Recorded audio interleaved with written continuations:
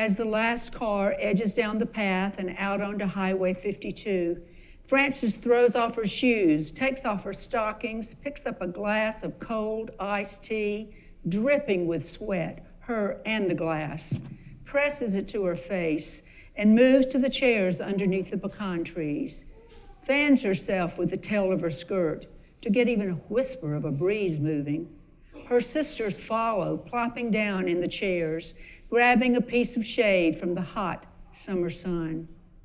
Frances lifts her skirt from her damp, sweaty legs and wonders.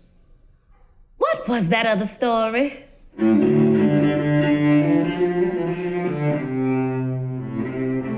You know, the one about when Daddy came back from the big war, but couldn't get a house through the VA because, well, you know, Granny said it was because he was black.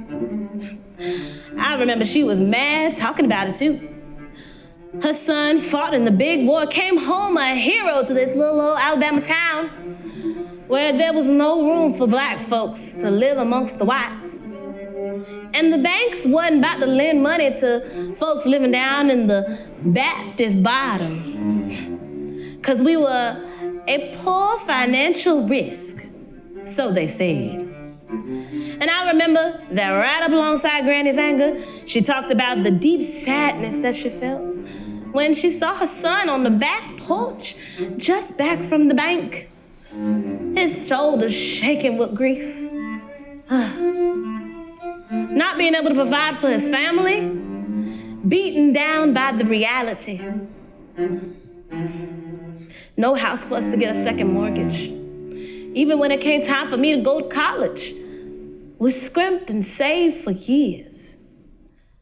Granny gave me her egg money, and Mama took to ironing Mr. Garner's shirts, and Daddy worked a double shift.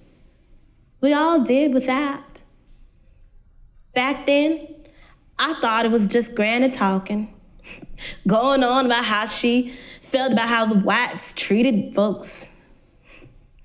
But the other day, in class, the professor said something that gave him a pause, called it accumulation of wealth. About how blacks don't have the same opportunities because of structural racism, and how she used the VA as an example. And I sat there looking at that white professor, and I knew it was just like Granny said. Granny didn't know no big old words like accumulation of wealth or structural racism. But she knew. She knew.